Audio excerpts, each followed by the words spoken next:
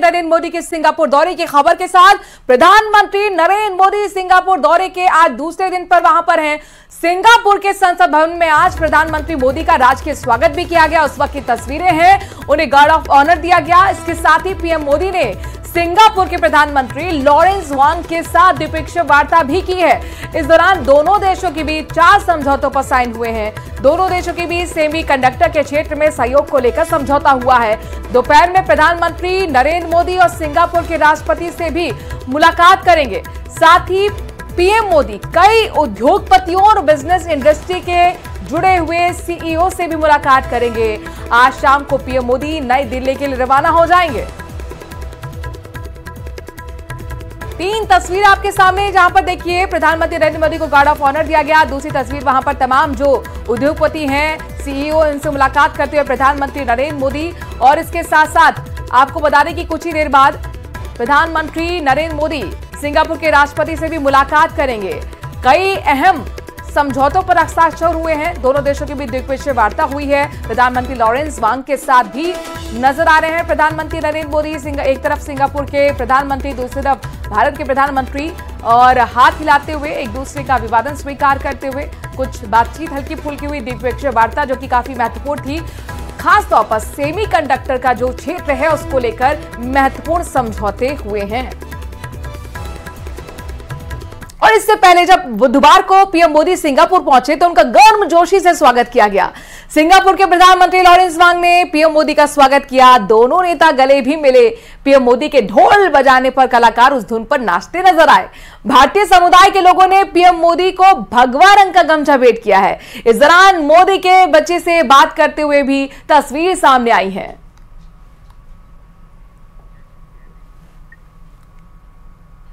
तो सेमीकंडक्टर के क्षेत्र में सहयोग बढ़ाने पर चर्चा हुई है, अहम समझौता हुआ है। 3 तस्वीरें, गार्ड ऑफ ऑनर दिया गया। वहां पर मौजूद तमाम जो अहम व्यक्तित्व के धनी लोग थे उनसे भी हाथ हिलाकर अभिवादन स्वीकार कर रहे हैं प्रधानमंत्री नरेंद्र मोदी। सिंगापुर के प्रधानमंत्री भी आपको तीसरी तस्वीर में नजर आ रहे हैं। हल्की फुल्की बातचीत हो रही है दोनों के बीच में। और इसके साथ साथ वो अहम द्विपक्षीय वार्ता जिस पर सभी की निगाह टिकी थी, कई अहम समझौते सिंगापुर और भारत के बीच में हुए हैं, जिसमें खासतौर पर सेमीकंडक्टर के क्षेत्र में अहम समझौता है। अब बात हरियाणा की करते हैं, क्योंकि हरियाणा में बीजेपी की पहली लिस्ट में नाम आने के बाद टिकट मिलने वाले उम्मीदवारों और उनके समर्थकों ने जमकर जश्न मनाया है। अंबाला कैंट से अनिल विज को फिर से टिकट मिलने पर उनके समर्थकों ने ढोल नगाड़ों के साथ डांस किया। साथ ही अनिल विज को बधाई देने वालों का तांता लगा रहा। तो वहीं फतेहाबाद से लगातार दूसरी बार टिकट पाने वाले मौजूद विधायक दुड़ाराम के घर पर जमकर जश्न मनाया गया। अनिल विज को दोबारा एक बार फिर बीजेपी ने मौका दिया है। टिकट पाने के बाद समर्थकों ने जमकर जश्न मनाया है। तस्वीरें आपको फतेहाबाद की भी दिखा रहे हैं। दूसरी बार टिकट पाने वाले मौजूदा विधायक दुड़ाराम के घर पर भी जमकर जश्न मनाया गया। ये देखिए तस्वीरें, जहां पर लगातार आप देखिए तैयारियां भी हो गई हैं। ये उस मीटिंग की तस्वीर दिखा रहे हैं जहां पर टिकट को लेकर मंथन किया गया था, विचार किया गया था। और अनिल विज जो कि महत्वपूर्ण बीजेपी के नेता हरियाणा के रहे, कद्दावर नेता रहे हैं, मंत्री हैं मौजूदा वक्त में, और उनको एक बार फिर टिकट दिया गया है। पहले लिस्ट जारी होने के बाद तमाम उन उम्मीदवारों के घर पर जश्न का माहौल है।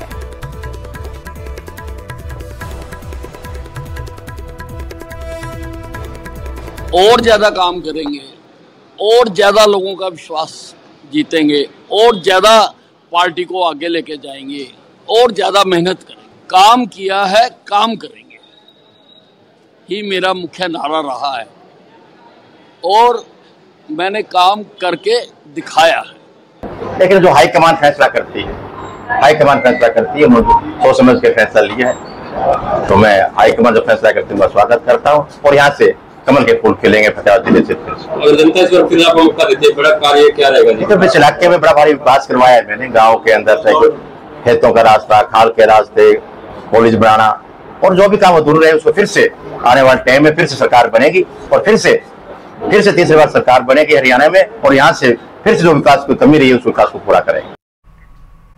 में करीब 2 महीने से आदमखोर भेड़िए की दहशत बरकरार है। बहराइच में भेड़िए के हमले में 10 लोगों की अब तक मौत हुई है, कई लोग घायल हुए हैं। बहराइच के जिन गांवों में भेड़ियों का हमला हुआ है वहां भी खौफ बना हुआ है। लोग अपने अपने घरों में सो नहीं पा रहे, रात रात जागकर पहरा दे रहे हैं।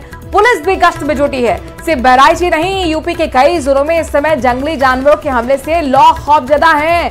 बहराइच के बगल में लखीमपुर खीरी, सीतापुर, कौशाम्बी, भदोही, बाराबंकी और बरेली के कुछ गांव में जंगली जानवरों ने अंधेरे में लोगों पर हमला किया है।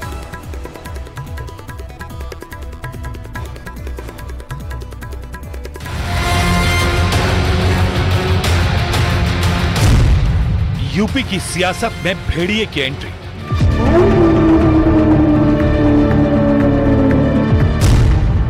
भेड़िया राज पर भिड़े योगी अखिलेश। आदमखोर भेड़िया प्रदेश के अंदर अलग अलग जनपदों में उत्पात मचा रहे हैं। कमोबेश यही स्थिति 2017 के पहले प्रदेश की थी।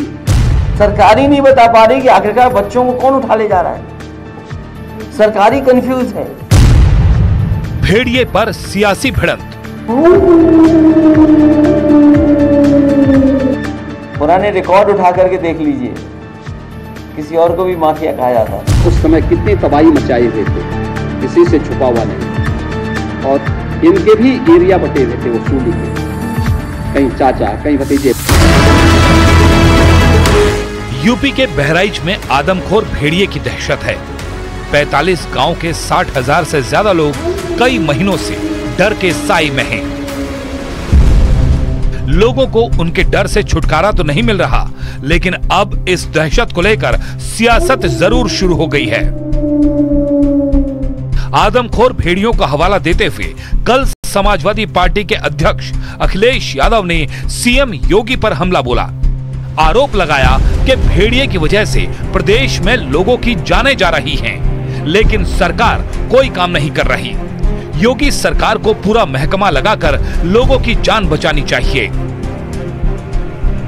अखिलेश ने भेड़ियों के बहाने कल योगी पर वार किया, तो आज सीएम योगी ने भी अखिलेश पर जोरदार पलटवार किया। उन्होंने यूपी में 2017 से पहले के अखिलेश राज की तुलना भेड़िया राज से कर दी। सीएम योगी ने कहा कि 2017 से पहले जब यूपी में एसपी की सरकार थी तो चाचा भतीजा प्रदेश में भेड़िया राज लाना चाहते थे। जिस तरह भेड़िए अलग अलग इलाकों में इस समय हमला कर रहे हैं, भेड़ियों की तरह इनके भी वसूली के इलाके बटे हुए थे। दोनों आदमखोर भेड़ियों की तरह उत्पात मचा रहे थे।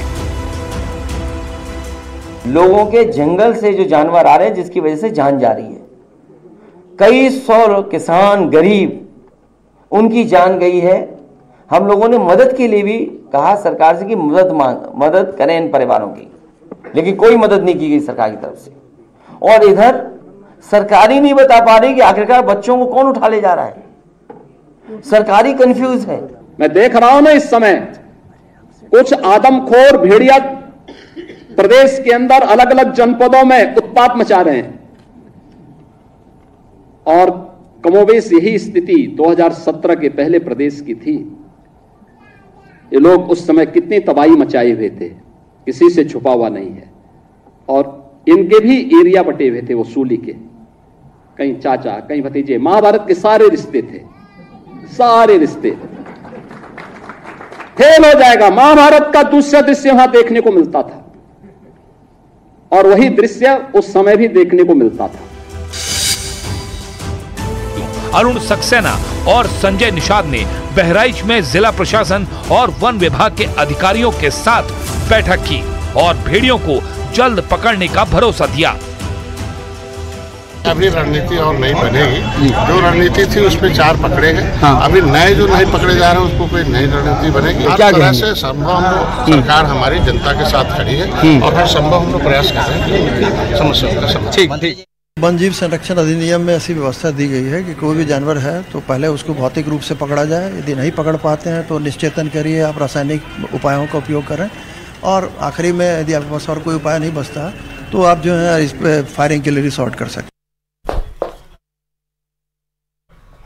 बड़ी खबर, हरगढ़ पहाड़ी पर रविवार को लापता हुए 23 साल के राहुल पाराशर की तलाश में अब तक का सबसे बड़ा सर्च ऑपरेशन जयपुर पुलिस की तरफ से चला जा रहा है। नॉर्थ जिले के 5 थानों का 60 पुलिसकर्मियों का जाब्ता, सिविल डिफेंस के जवान, एनडीआरएफ और एसडीआरएफ की रेस्क्यू टीम, वन विभाग के कर्मचारी, साथ ही लोकलाइट्स यानी कि स्थानीय लोग, डॉग स्क्वाड की टीम अब मिलकर कुल मिलाकर 300 लोग इस कॉम्बिंग सर्च ऑपरेशन में जुटे हुए हैं। वो भी तब जबकि शेरों के गढ़ नाहरगढ़ में घने जंगल में पैंथर के मूवमेंट रहते ही हैं, लेकिन अब तक लापता चल रहे राहुल का कोई सुराग नहीं मिला है। न्यूज 18 संवाददाता विष्णु शर्मा ने लगातार जयपुर के अब तक के सबसे बड़े सर्च ऑपरेशन की लाइव कवरेज कर रहे हैं। न्यूज 18 के सबसे बड़ी कवरेज में पहाड़ी के चप्पे चप्पे पर पुलिस नजर आ रही है। नाहरगढ़ के जंगलों में रविवार से लापता राहुल की तलाश में जगह जगह चप्पे चप्पे को छाना जा रहा है और यहीं पर आप देख सकते हैं कि एक बार फिर से हथनी कुंडी की तरफ जाने वाले रास्ते में ये जो टीम है वो यहाँ पर चल रही है। बीच में जो है ये जो झरने वाला पानी, आप देख सकते हैं कि हर तरीके से पुलिस और स्थानीय लोग मिलकर के पिछले 72 घंटों से इस सर्च ऑपरेशन को अंजाम दे रहे हैं, कामयाब दे रहे हैं, लेकिन अब तक राहुल कहाँ है उसका कोई सुराग नहीं लगा। एक बार फिर से बात करेंगे एसीपी भूपाल सिंह भाटी जी से। सर, 72 घंटे लगभग हो गए, चप्पे चप्पे को छान मारा है, क्या लग रहा है कहाँ तक ऑपरेशन चल रहा है? ऑपरेशन आप जैसे देख रहे हैं कि जो पूरा वाइल्ड एरिया है और जो स्पॉट और जो लोकेशन सही है उसके रेडियस में करीब 8 से 10 किलोमीटर हमने चप्पा चप्पा छान मारा है अभी तक। जी।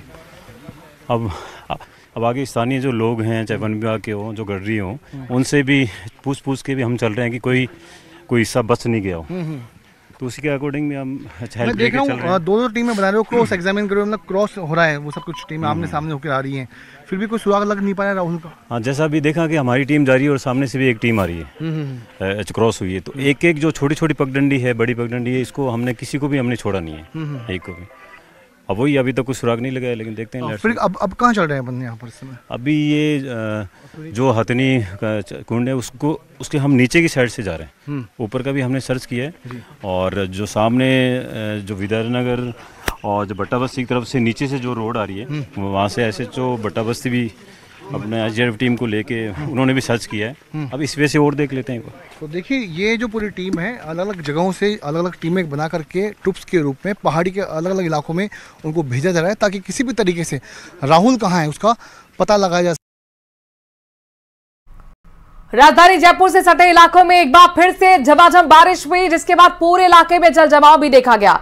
सड़क पर घुटनों पानी भरा हुआ है, जिसकी वजह से लोगों को आने जाने में दिक्कतें हो रही हैं। टोंक रोड पर पानी के बहाव से जगह जगह सड़क टूट गई है। मूसलाधार बारिश से कई निचले इलाकों में जल भराव हो गया है, जिससे प्रशासन के दावों की एक बार फिर पोल खुलती नजर आ रही है।